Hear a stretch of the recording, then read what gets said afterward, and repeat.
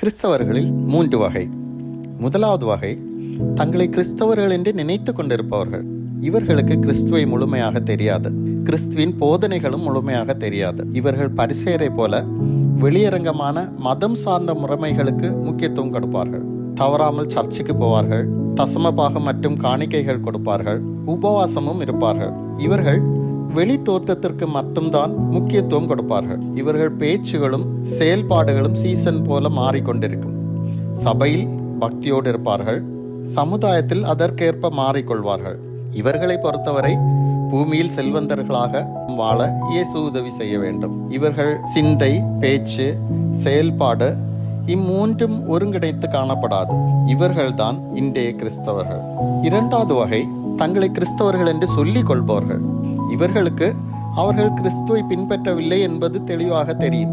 பண்டிகைக்கு மாத்திரம் சர்ச்சுக்கு செல்வார்கள். திருமணம் மற்றும் ஸ்டேட்டஸ்க்காக கிறிஸ்தவ பெயர்களும் வைத்துக் கொள்வார்கள். கிறிஸ்தவ சபையில் மெம்பர்ஷிப்பும் வைத்துக் கொள்வார்கள்.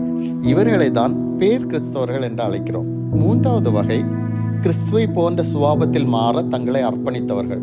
எப்போதும் இயேசுவை சந்தோஷப்படுத்த வேண்டும் என்று நினைப்பார்கள். மனிதரை ப்ளீஸ் பண்ணாமல் இயேசுவை ப்ளீஸ் பண்ணுவார்கள். இயேசுடைய போதனைகளை தினமும் மெடிடேட் பண்ணி அதன்படி நடக்க முயற்சிப்பார்கள்.